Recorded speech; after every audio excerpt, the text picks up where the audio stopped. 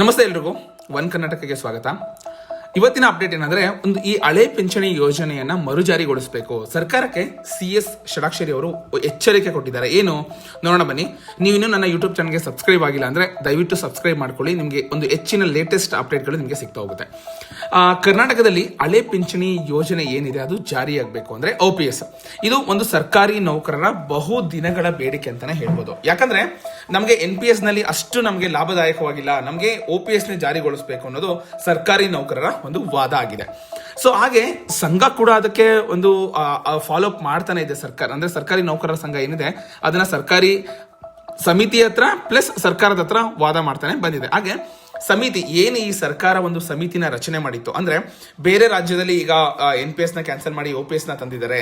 ಅಲ್ಲಿ ನೀವು ಹೋಗಿ ಅದನ್ನ ಅನಾಲಿಸಿಸ್ ಮಾಡಿ ಅದನ್ನ ಅಧ್ಯಯನ ಮಾಡಿ ನಮಗೆ ಒಂದು ಸಮಿತಿ ರಚನೆ ಮಾಡಿ ಆ ಸಮಿತಿ ಮುಖಾಂತರ ಒಂದು ವರದಿನ ಸಲ್ಲಿಸಬೇಕು ಅಂತ ಸರ್ಕಾರ ಅಂದ್ರೆ ಕರ್ನಾಟಕ ಸಿದ್ದರಾಮಯ್ಯ ಸರ್ಕಾರ ಅದನ್ನ ಸಮಿತಿನ ರಚನೆ ಮಾಡಿದ್ರು. ಈ ಒಂದು ನಿಟ್ಟಿನಲ್ಲಿ ಸಮಿತಿಯು ಶೀಘ್ರದಲ್ಲಿ ಒಂದು ವರದಿಯನ್ನ ಸಲ್ಲಿಸ್ತೀವಿ ಅನ್ನೋ ಒಂದು ಭರವಸೆನ ನೀಡಿದೆ. ಅಲ್ಲದೆ ಸರ್ಕಾರ ಕೊಟ್ಟ ಭರವಸೆಯನ್ನ ಈಡದಿದ್ದರೆ ನಾವು ಹೋರಾಟ ಮಾಡೋದಾಗಿ ಸರ್ಕಾರಿ ನೌಕರರು ಕೂಡ ಒಂದು ಎಚ್ಚರಿಕೆನ ಕೊಟ್ಟಿದ್ದಾರೆ.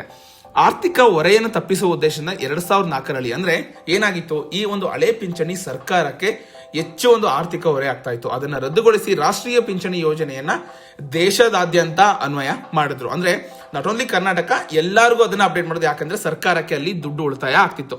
ಅಂದಿನಿಂದನೂ ಕೂಡ ಅಂದ್ರೆ 2004ರಿಂದನೂ ಕೂಡ ಸರ್ಕಾರಿ ನೌಕರರು ಈ ಒಂದು ಹಳೆ ಪಿಂಚಣಿ ಯೋಜನೆಯನ್ನ ಮರುಜಾರಿಗೊಳಿಸಬೇಕು ಅಂತ ಒತ್ತಾಯಿಸ್ತಾನೆ ಬಂದಿದ್ದಾರೆ. ಆದ್ರೆ ಕರ್ನಾಟಕದಲ್ಲಿ ಸರ್ಕಾರಿ ನೌಕರರ ಒಂದು ಬೇಡಿಕೆಗೆ ಮಣಿದ ಸಿದ್ದರಾಮಯ್ಯನವರ ನೇತೃತ್ವದ ಒಂದು ಸರ್ಕಾರ ಈ ಒಂದು ಹಳೆ ಪಿಂಚಣಿ ಜಾರಿ ಕುರಿತು ನಾವು ಅಂದ್ರೆ ಭರವಸೆನ ನೀಡಿದ್ದಾರೆ. ಓಕೆನಾ. ಸೊ ಇದೀಗ ಸರ್ಕಾರಿ ನೌಕರರು ಹಳೆ ಪಿಂಚಣಿ ಯೋಜನೆ ಮರುಜಾರಿಗೆ ಪಟ್ಟಿಡಿದಿದ್ದಾರೆ. ಯಾಕೆ ಅಂದ್ರೆ ಸರ್ಕಾರ ಎಲೆಕ್ಷನ್ ಟೈಮಲ್ಲಿ ಅದು ಘೋಷಣೆ ಮಾಡಿದ್ರು, ನಾವೇನಾದ್ರೂ ಒಂದು ಅಧಿಕಾರಕ್ಕೆ ಬಂದ್ರೆ ನಿಮಗೆ ಹಳೆ ಪಿಂಚಣಿ ಯೋಜನೆಯನ್ನ ತರ್ತೀವಿ ಅಂತ ಅವರ ಒಂದು ಪ್ರಣಾಳಿಕೆಯಲ್ಲಿ ತೋರಿಸಿದ್ರು. ಇನ್ನು ಈ ಹಳೆ ಪಿಂಚಣಿ ಯೋಜನೆ ಕುರಿತು ರಾಜ್ಯ ಸರ್ಕಾರಿ ನೌಕರರ ಸಂಘದ ರಾಜ್ಯಾಧ್ಯಕ್ಷರಾದ CS ಷಡಾಕ್ಷರಿ ಅವರು ಮಾತನಾಡಿ, NPS ನ ರದ್ದುಗೊಳಿಸಬೇಕು, OPS ನ ಜಾರಿಗೊಳಿಸಬೇಕು ಎಂಬುದು ಸರ್ಕಾರಿ ನೌಕರರ ಒಂದು ಬಹುದಿನಗಳ ಬೇಡಿಕೆಯಾಗಿದೆ.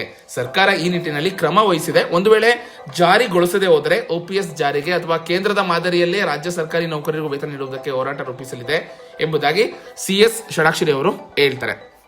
ರಾಜ್ಯದಲ್ಲಿ 2.9 ಲಕ್ಷ NPS ನೌಕರರಿದ್ದಾರೆ. ಈಗಾಗಲೇ ವಿವಿಧ ಹಂತಗಳಲ್ಲಿ ಸರ್ಕಾರಿ ನೌಕರರ ಸಂಘದ ಪ್ರಯತ್ನದಿಂದಾಗಿ NPS ನ ರದ್ದುಗೊಳಿಸಿ OPS ಜಾರಿಯಾಗಲಿದೆ.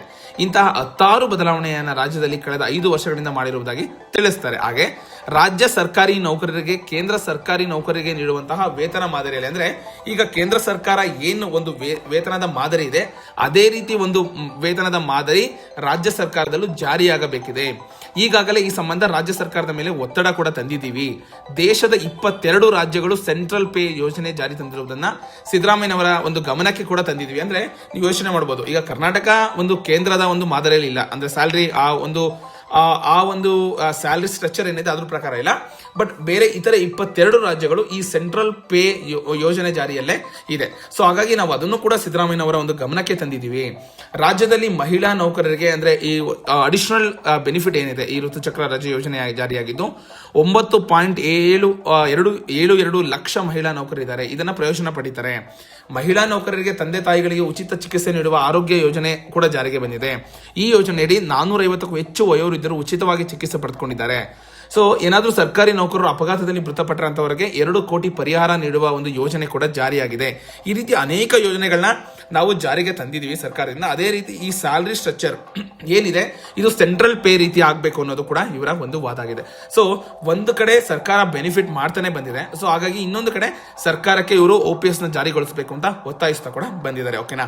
ಸೊ ಒಟ್ಟಾರೆ ಸರ್ಕಾರ ಈ ಒಂದು ಸಮಿತಿ ರಚನೆ ಮಾಡಿದ್ರಲ್ಲ, ಆ ಸಮಿತಿ ಯಾವ ರೀತಿ ಒಂದು ಅನಾಲಿಸಿಸ್ ಮಾಡುತ್ತೆ, ಯಾವ ರೀತಿ ಒಂದು ಡೀಟೇಲ್ಸ್ ನ ಕಲೆಕ್ಟ್ ಮಾಡಿ ಸರ್ಕಾರಕ್ಕೆ ಕೊಡುತ್ತೆ. ಸೊ ಸರ್ಕಾರದ ಚಿಂತೆ ಏನು, ಸರ್ಕಾರಕ್ಕೆ ಹೊರೆ ಆಗುತ್ತೆ.